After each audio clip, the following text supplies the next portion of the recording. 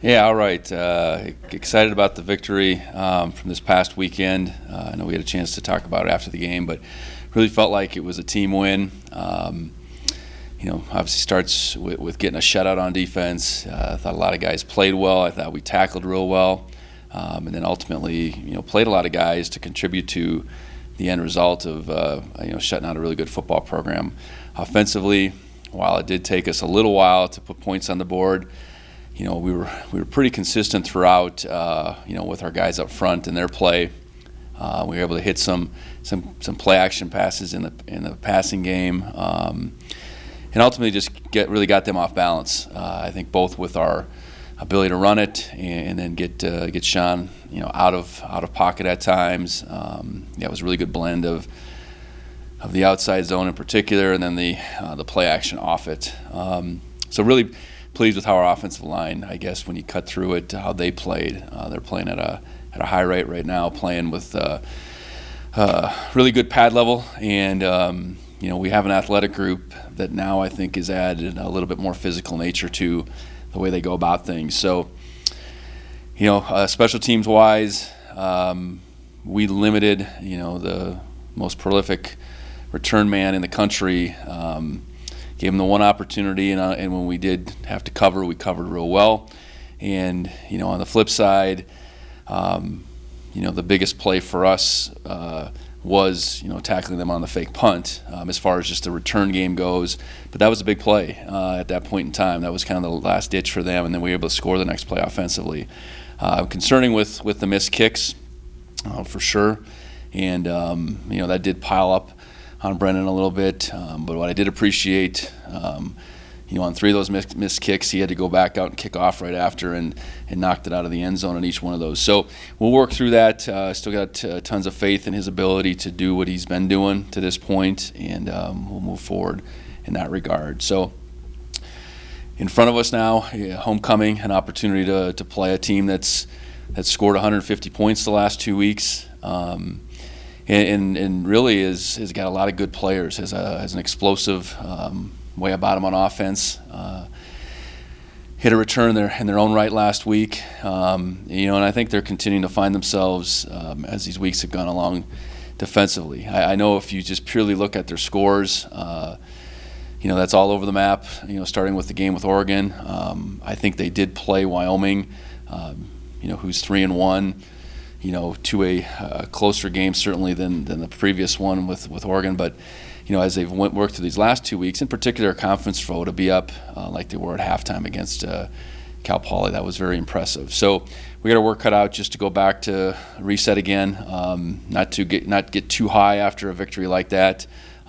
Come back and go to work, and that's where we're at right now. As far as anything on the injury front, leave Tommy off for now. I think he's continuing to progress, but that's probably how we see it for this week. I think Scott Trey Humphrey was one that went out of the game. He's continuing to be evaluated as we work through the week. I know things changed with Simeon Woodard through the week last week. He did practice, so we'll find out more about his availability as this week goes along. But ultimately got out of that game pretty healthy, all things considered. So that's where we're at. Excited about the opportunity to be back home. We have a home now, so we won't go on the road for a while. I'm really looking forward to getting in front of our fans again come this Saturday. So with that, I'll open it up for questions. I guess just one more on the injury front. Is Ty still a week or 2 away probably? Well, he's practicing this week, and what does that yield for Saturday? I didn't put him on the depth chart because I think we don't know yet. But he is practicing this week, and we'll just have to see how that goes. Is there anything else that kind of stuck out after looking at the tape of that game? Well, I thought we withstood some things on defense. They made a few plays here and there, got themselves in some second and shorts, and I just appreciated how we battled. I think ultimately they were 3 of 17 on third down, and that wasn't all because they were in second and long. We did some really good things on second down to push them back in a couple occasions, to then on third and short, we made it complicated. I know they converted a couple fourth and shorts, but ultimately I think they were 2 of 6 on fourth down too. So, our guys just playing in the moment, I guess, was the big thing. A lot of times you can let that big gain maybe on first down. If even it's 8-9 yards in your second one, kind of let that affect you on the next play. And we didn't do that. And they made a couple plays in that third quarter that pushed them into our territory. The game's still just 20-0. I thought we really excelled in that sequence. I think situations before where we maybe let one thing lead to the other, I don't think that happened to us on Saturday, and that's something we can really build upon. But I know we're playing physical on defense. We're playing really fast, and that's where we want to be. And then that whole mindset of playing together and trusting one another. I don't have to make the play if someone else can. If I do my job, I think that's shining through to this point in the season. And I don't know if you saw Sean being named Offensive Player of the Week this week. Just I guess thought his performance. It was. I think it was very impactful. You throw for 2, you run for 2, and you make a lot of plays. And there was a lot of unscripted plays, I think, within that as well. I thought there was really some good. I think he can continue to, keep coming in the overall game. I think passing wise there were some good things, but there were some things where I think better suited to throw the ball than to maybe pull it down and run on a couple plays. We drove into position to get points on the board before halftime, and even within that sequence there was some good and some not so good. I think he can be physical. We don't need our quarterbacks to be physical, and that's a real balance there. He doesn't need to make all the plays when he's out there, and he didn't. I mean, he made some. So I think continuing to hone him in is what we'll try to keep attempting to do, understanding that he's going to go out there and be able to make plays that a lot of people can at the same time. You talk about his leadership role, I guess, being at the helm for 2 straight games. So just his leadership role on the field. Yeah, I think he's got tremendous leadership qualities. I think he's a guy that, in year 2 now that our guys have been around more and more, they look up to him. Being elected captain was representative of that. And, I think they see more than anything, here's a guy that's going to compete like crazy. So, I think that's a unique thing. We have 2 quarterbacks and we have 2 captains that are quarterbacks. So you don't have this dip like, some teams would if they go from this captain quarterback to then they go to a young guy. That's pretty dramatic as far as the leadership goes, or the void as far as the leadership goes. But in fact, we probably stay very similar. Two different leaders in their own right, 2 different players, but both guys that have garnered a lot of respect from their teammates, and I think that really helps beyond just the playmaking. You mentioned kind of 49ers influence on the offense Saturday. I guess can you speak to I don't know. He's a 49ers fan. I know that. Coach Hush is not a 49ers fan. I think he's a fan of what they do. But yeah, I think you look at teams like the 49ers and obviously the Dolphins now, which is all one and the same.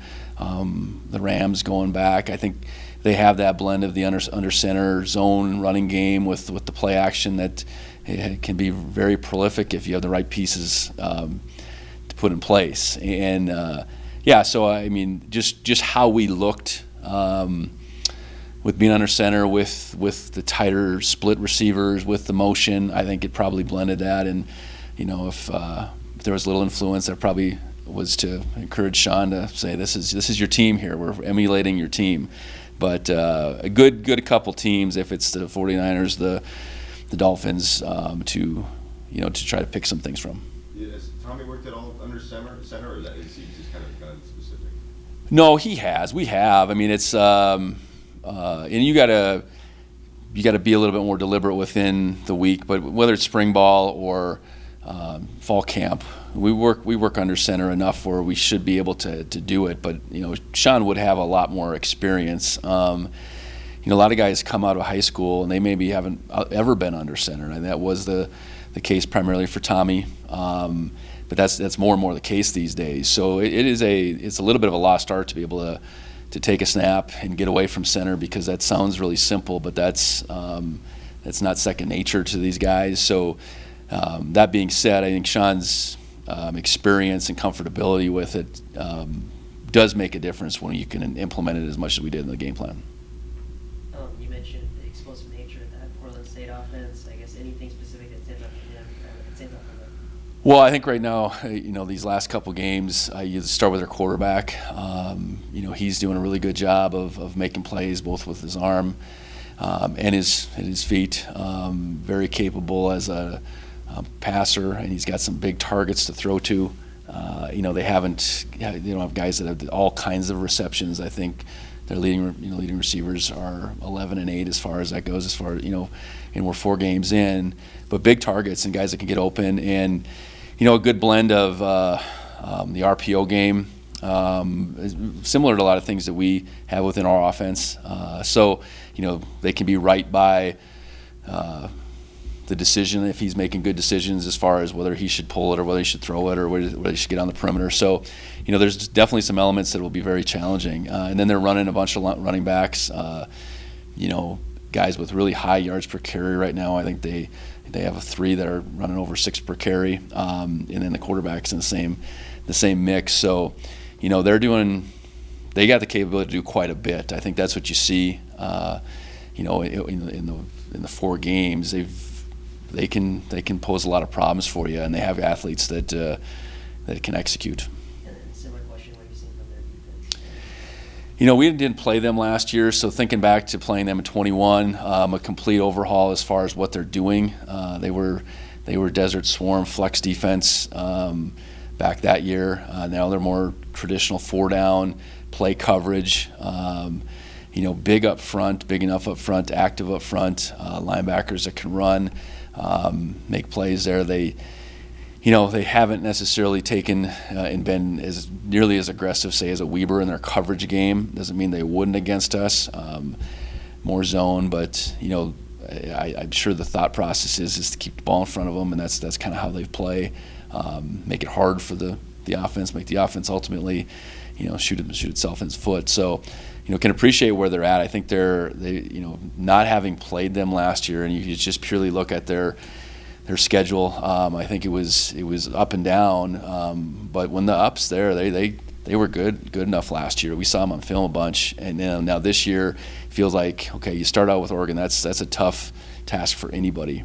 Going on the road to Wyoming, and that game didn't get away from them by any means, and then to have the 91-0 game. I don't care who you play. That was that. I think at the end of 3 quarters, and then to go into conference play and do what they did, it's impressive. How have you felt about John Johnson's performance so far? Yeah, I really like what John's brought. I've said it. I think we had the ability to play more man coverage, and a lot of that is because of the addition of John.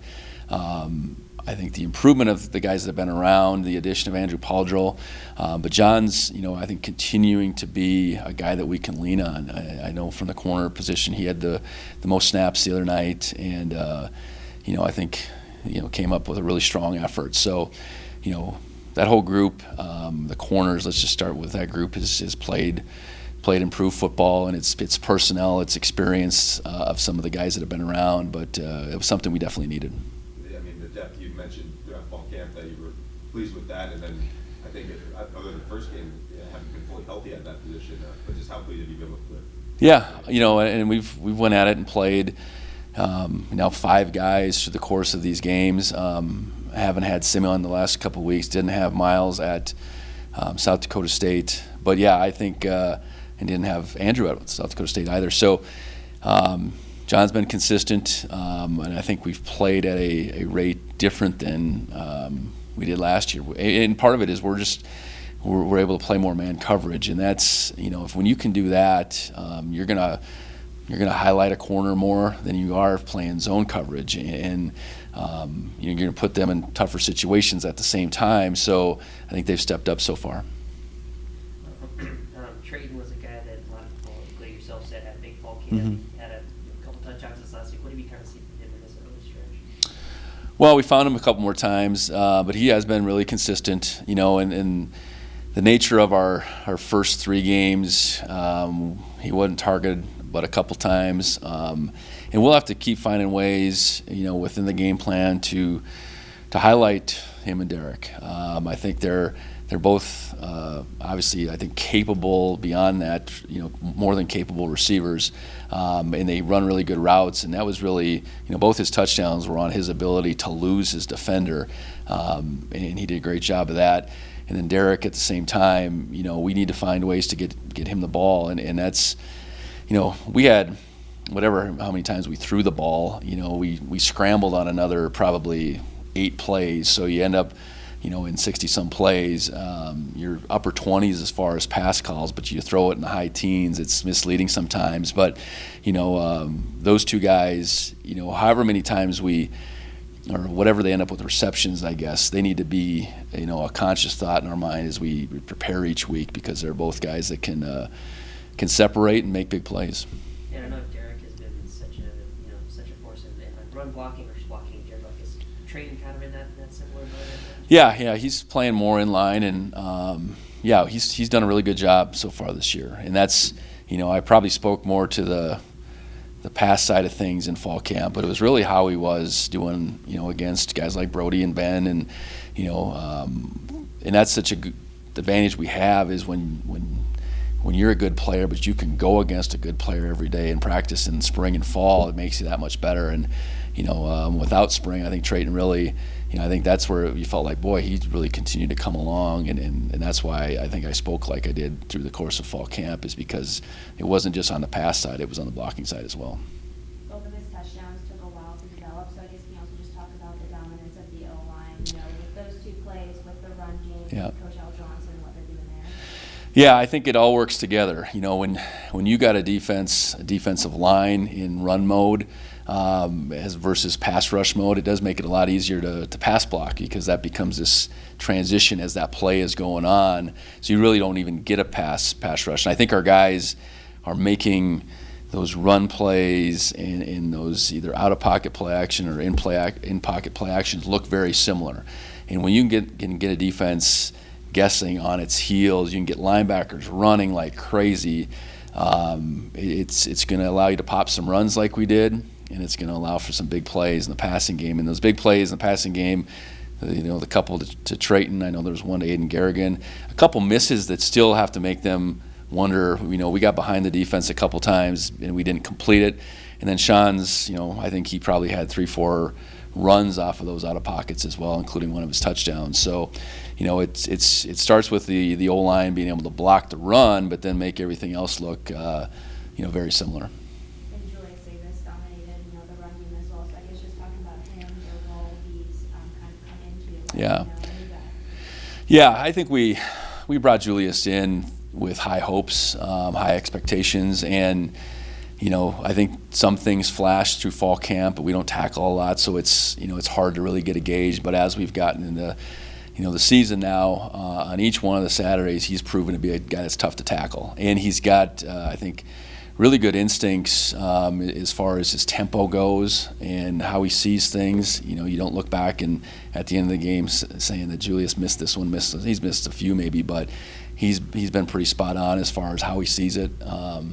And then his ability to get into the secondary consistently has been, as much as anything, his ability to make the first guy miss either at the first level or the second level. So, we need to keep giving him opportunities. I think he's proven very worthy of that. And, I think that whole group, just looks a lot different than, what we had for the bulk of last season. A couple plays that Nolan made a tackle on the first play from scrimmage that seemed like it stopped a pretty big game, and then Ben was stayed kind of put on the edge on the reverse. Yeah. It seemed like just the discipline of being in the right place. Yeah, I think doing your job and then being able to do it really effectively, being able to play fast. Even the fake punt, they had some blockers, but McKade O'Reilly and Zach Cruz came out of nowhere to snuff that out, I guess. So, I think it's our guys being very disciplined, trusting one another, and then being able to, when given the opportunity to make a play, because Nolan's was not an easy play, and that beginning of the game can look a lot different if that's all of a sudden a 40-yard run as opposed to, I think it was an 8-yard run. It had the makings of a bigger run, and Nolan made a really good play. So we made more plays in space, I think, in this game than we had in even the previous couple, and that's a good sign, because I think Weber State's skill is really good. Bankston had proved that in particular in the games preceding. So we need to keep doing that. I think your confidence grows in what you're doing, how you're able to do it as you put performances like that together. So we should be able to build off of that, but not lose sight of what kind of got us there. It's, to your point, it's being disciplined and then just trusting what you see and doing it 100 miles an hour. I guess with Danny having to miss a half because of the target, McCade probably I guess starting. Yeah, McCade will step in like he did in the game. I think we even that backup role beyond McCade, so that fourth guy in the mix was Neil Daly. Now Neil's been out and will continue to be out. I don't know if we've talked about that, but some of those things go unnoticed. But Cole Bullock stepped in, and I think both of the last two games has done some good things. He's still a guy that is learning our defense kind of on the fly, but he can tackle a football when he's in the right place, and so we'll see how that goes through the course of the week, whether that gets Cole in any kind of rotation in that first half. But I think he's made some real strides the last couple of weeks. And I guess just looking at that targeting call, is there anything else? Is there anything that kind of stood out to you? Well, I it's something that though that rule it's obviously well intentioned, and the execution of that rule, where it doesn't have to be called on the field, it can be called up in the booth, is well intentioned. I don't think all targetings are necessarily egregious as far as the intent, and I think that would be one of them. But the elements of targeting were there, and it was called, and we'll deal with the consequences. Anything else in the room? Coulter, do you have anything? Yeah, can you hear me okay? Yep, gotcha. A couple things for you. I know I asked about the communication of defensive line, but I wanted to follow up on that a little bit. It seems like that's such a key element to what they do, especially just kind of back and forth and working on the unit together. So what are some of the factors that have helped them have that great communication? How important is that to you guys as defenders? Well, it's funny that they don't necessarily communicate a lot, but they have to be on the same page, which is a form of communication, I suppose. So it's our coaches, putting them in position to run games, where two guys are working in tandem and maybe exchanging responsibility. And we're doing that, I think, really well, both on when it's relative to the run game, and then on passing situations as well. I think we're not a team that's just going to take our four guys and just run them forward a whole lot. But when we do that, we have to have gap integrity, and our guys behind them have to be well positioned to play the right gaps. And then when we're moving, it's all tied together at the same time. So I think that's the one thing we're doing up front is understanding that group does not have to light up the stat sheet to be effective.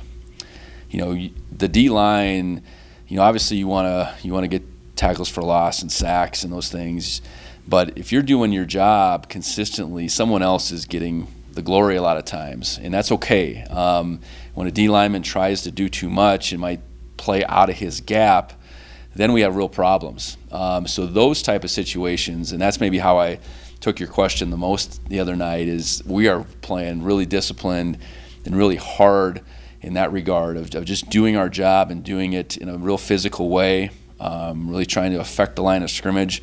And a lot of times that means someone else is maybe getting credit for the tackle, but I think collectively that group is pretty dialed in on being where they're supposed to be and doing it in a pretty effective manner. Yeah, I guess that's what I was asking, is how do you play some of the line games and still stay fundamentally sound in gap sacks? Because it seems like you guys do both those things pretty dang well. Yeah, it's experience, it's trust in the call. I think and trusting in seeing it play out, I guess, at the same time. So I think everybody's nature is to see ball, find ball, no matter what position you're playing. But in the grand scheme of things, that's not how we play defense. It's I got a job to do. I need to do it as well as I can. If that provides me an opportunity to make a play on the ball, great. If it provides someone else the opportunity to make a play on the ball, just as well. And I think we're really really dialed in on that right now.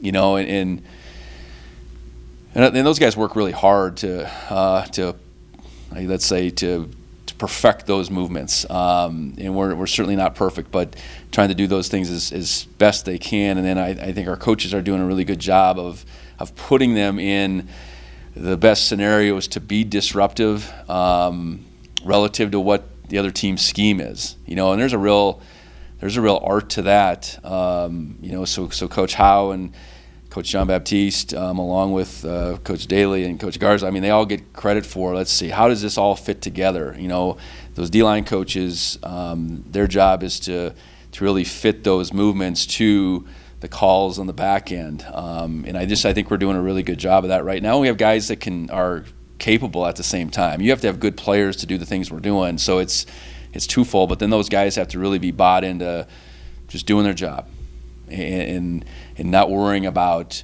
what that stat sheet looks like at the end of the day. I've been impressed with the whole team's sort of perspective on being part of something bigger than themselves, but those defensive linemen, they talk a lot about upholding that sort of legacy of Montana State's defensive line. So, I mean, how impressive by that, and how important is that for them?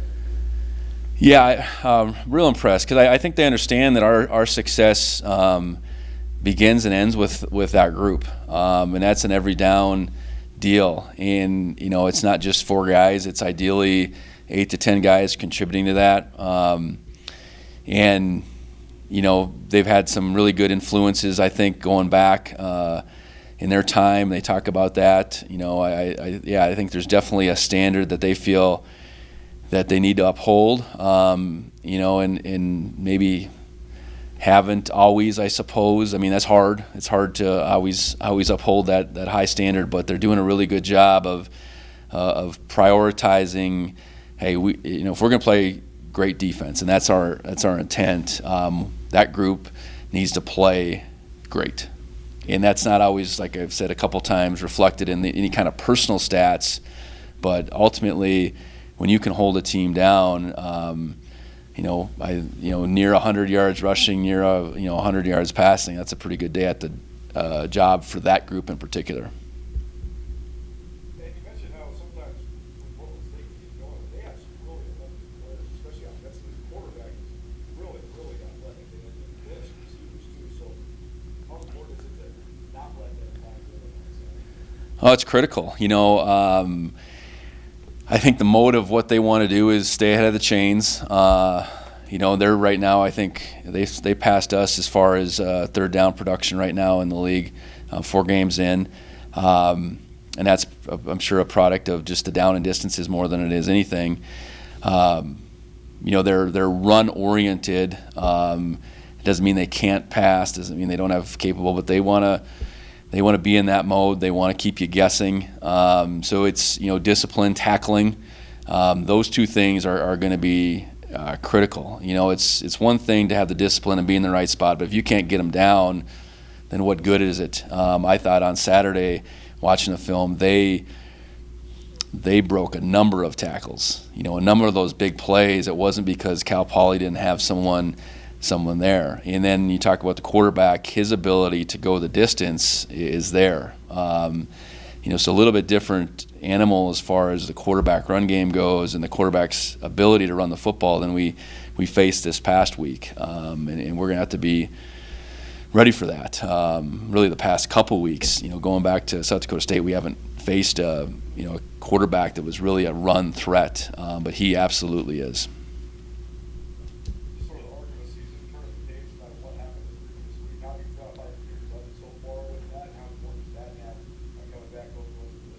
Well, it's a constant reminder. I know that. You finish up, you play on the evening on Saturday, you get home late. I believe in what we do. We give our guys off Sunday, and you hope that allows for some decompression, some reality checks, those type of things. We watch the film on Monday morning, and really want to be able to put that previous game behind us, the good and the bad, and we go right back on the field. We correct some things. So.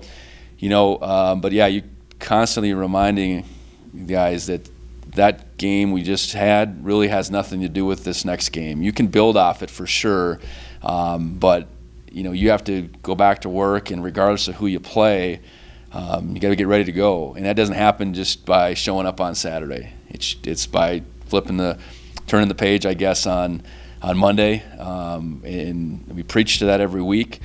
And I think we got a group of, older guys, 5th and 6th year guys that have heard that, that same message through the last couple years. And, if, I task them, I guess as much as anything, if you feel like someone's, not preparing the way they need to prepare, full right to get on them for that. But more so, let's encourage those younger guys of what each week needs to look like, what the process needs to look like each week, what the preparation, so that you don't just plan on showing up on Saturday and just relying on talent alone.